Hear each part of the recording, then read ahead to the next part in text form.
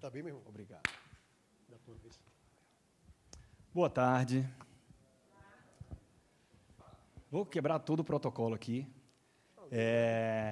Um evento assim em Recife não é tão comum, então eu sei que está todo mundo muito cansado aqui, pedir uma salva de palmas para o time do Armorial, por gentileza. Valeu! Não passa despercebido, meus parabéns. Qual é a minha missão aqui, né? O contexto é o seguinte, vocês devem estar cansados, tem um público super heterogêneo aqui, né? Cada um faz um negócio diferente, e vocês já receberam muito conteúdo muito bom. Então, eu disse assim, pô, o que é que eu vou levar? Né? E eu disse assim, vou trazer uma pergunta clichê, muito clichê, péssima, como ter sucesso nos negócios em 15 minutos. Vou trazer uma resposta frustrante para essa pergunta, né? Eu garanto que vou trazer uma resposta bem frustrante, mas com uma pista que torna essa provocação muito útil para um público heterogêneo que está cansado e que já viu muita coisa muito boa ao longo do dia todo.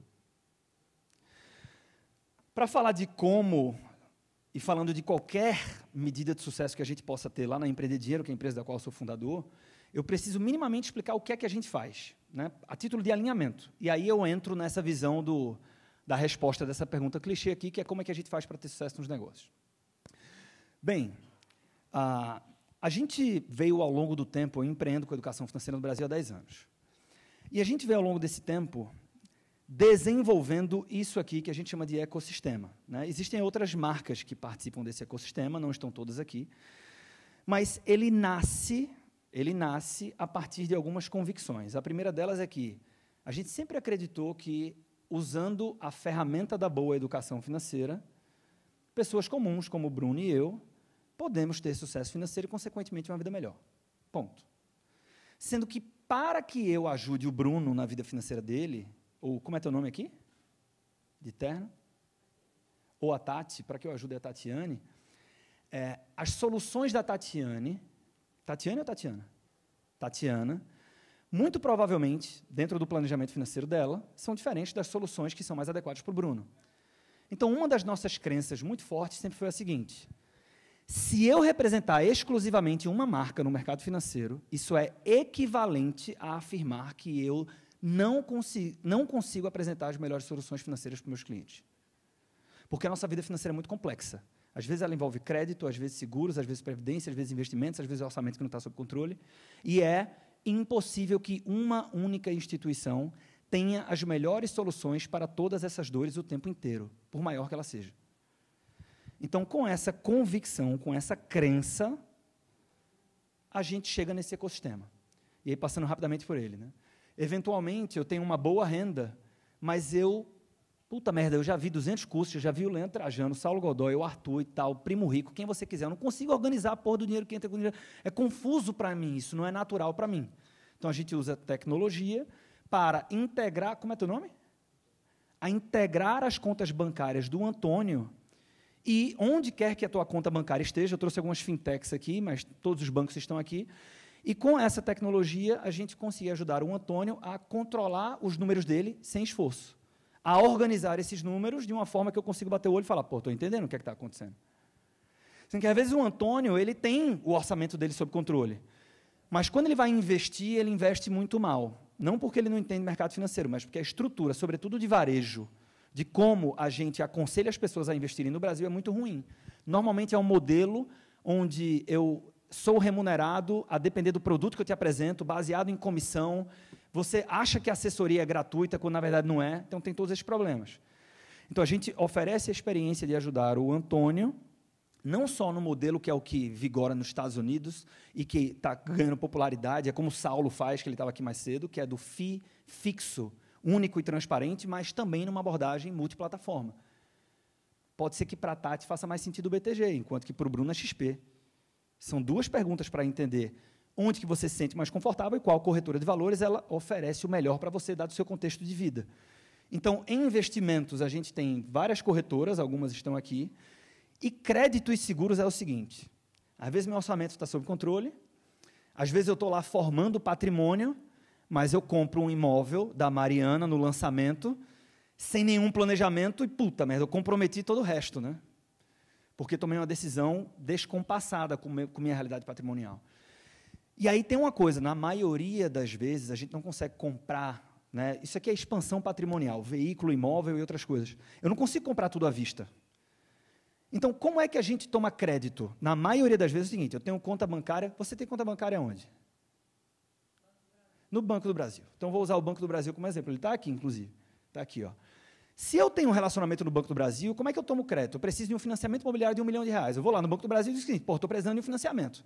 Está aqui o meu cadastro e tal, meu gerente de relacionamento vai me dar uma proposta, eu vou ver se tem como melhorar e tal, e contrato. No máximo, se eu estiver no Santander, eu pesquiso lá no Santander também, vejo qual dos dois é o melhor e contrato. Por quê? O R$1 milhão é uma commodity.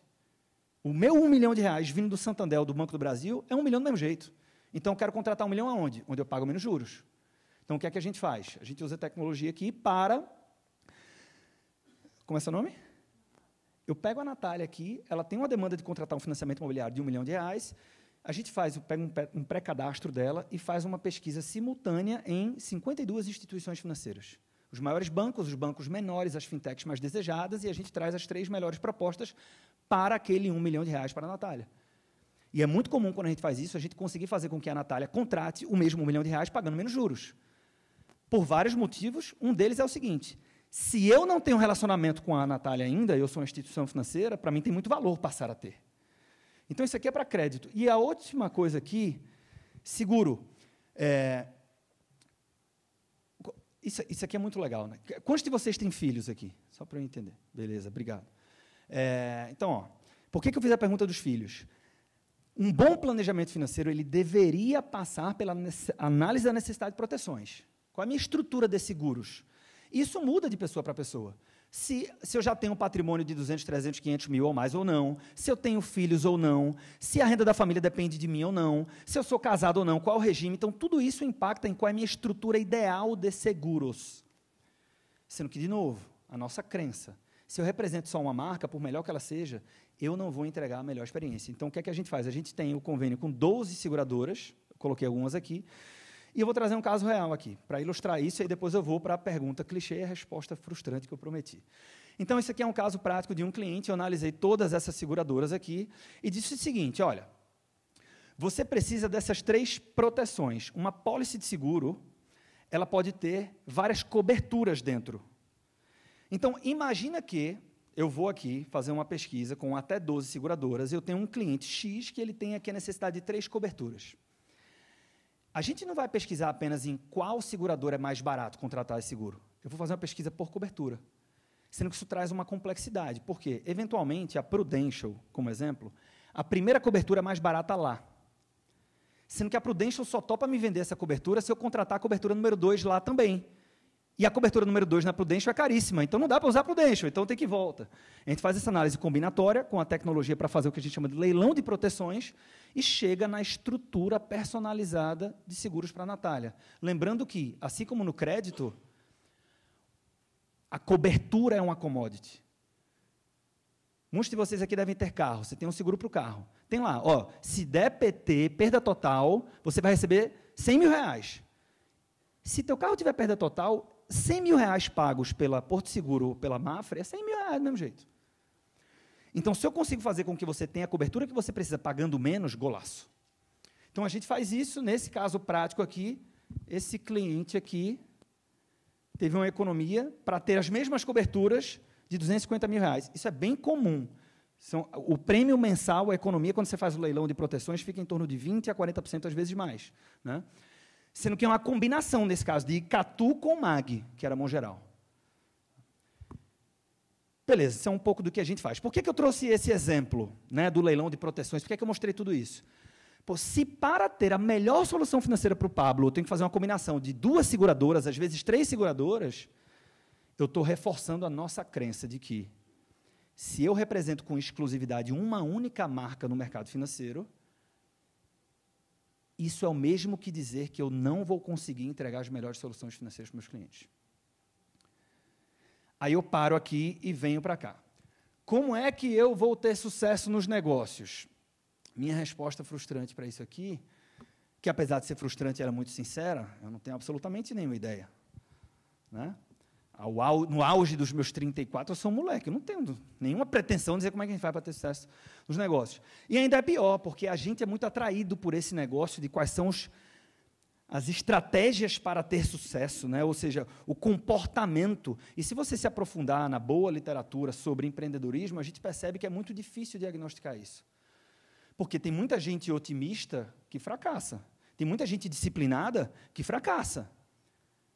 São aqueles livros, né? O Milionário Mora ao Lado, não sei o quê. Você pega lá, eu estudei aqui um grupo de 1000 milionários nos Estados Unidos, todos eles são tomadores de risco. Porra, para eu quebrar, eu tenho que tomar risco também. Então, é muito difícil você perceber e dizer o seguinte, este comportamento é um comportamento exclusivo de pessoas que normalmente obtêm algum tipo de sucesso no empreendedorismo.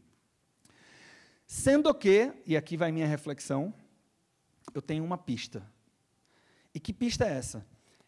Aqui é uma provocação, né? Porque tem outra frase que tem muita gente que gosta, e alguns aqui de vocês devem gostar, que é o sucesso deixa pistas. O Flávio Augusto usa muito. Eu não gosto dessa frase porque eu não consigo concordar com ela, inclusive pelo que eu acabei de falar aqui em cima, né? Mas a provocação aqui da pista é a seguinte. Tem uma coisa que não é que quem fracassa, usando a expressão que não é tão boa, mas ela é didática, não é que quem fracassa nunca tenha, mas essa é uma característica, um comportamento muito presente em muitas histórias de sucesso. E é um negócio que eu tento nutrir intencionalmente em mim e na minha equipe. Isso tem a ver com qual é o nosso comportamento quando nós estamos diante de uma decisão onde nós precisamos agir sob pressão. Aqui está muito dos bastidores da história de negócios que a gente admira. Como que a gente age sob pressão? Como que eu encaro decisões difíceis? De verdade. Né? Decisões do tipo, preciso demitir alguém que eu dei um pedaço da minha empresa, porque a empresa cresceu e não tem mais, preciso sentar para o meu sócio e falar o seguinte, velho, a gente construiu isso aqui juntos, o negócio andou, sendo que, evoluiu demais, eu virei CEO desse negócio, isso não está refletido nos prolabores. A gente vai ter a mesma participação, nós vamos ter a mesma divisão de lucro, mas eu tenho que ter um salário maior, se está tirando meu sono, eu vim aqui falar para você isso. Decisões difíceis, de tantas que podem cruzar, e certamente vão cruzar a nossa história, enquanto empreendedores. Então, a minha capacidade de tomar decisões sob pressão, ela tem alguma correlação com histórias que a gente admira. Esse ano a gente passou por uma dessas.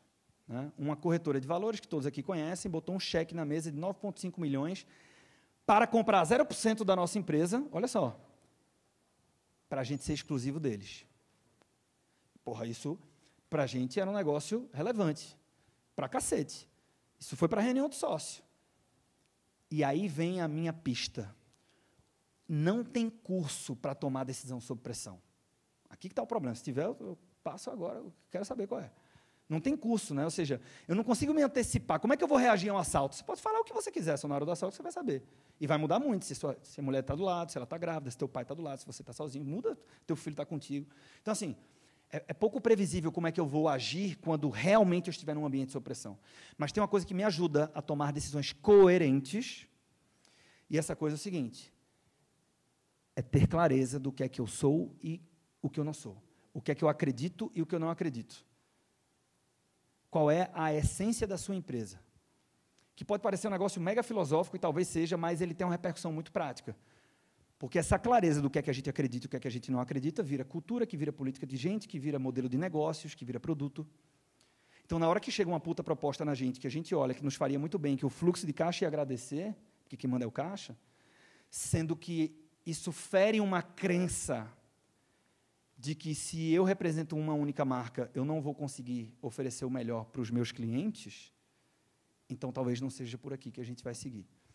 Então, a minha provocação, depois de um dia com muitos insights de muita gente que tá no campo de batalha, é isso, né? E eu não quero nem chamar isso de missão, visão, valores, assim, é mais simples ainda, e é anterior, a sua essência, a sua identidade enquanto empresa. O que é que você acredita e o que é que você não acredita? Porque se eu quero ter uma empresa boa, uma empresa ok, tudo bem. Mas se eu quero ter uma empresa especial, eu tenho que me diferenciar de alguma forma, né? E aqui, antes da diferenciação por atributo, do ponto de vista de mercado, é a diferenciação por essência, né? O que é que a gente é e o que é que a gente não é. E deixo os meus canais aqui, eu vou finalizar no tempo, eu ia até falar aqui dos canais, mas eu vou finalizar no tempo para ser gentil, Muito obrigado. Estou à disposição. Valeu.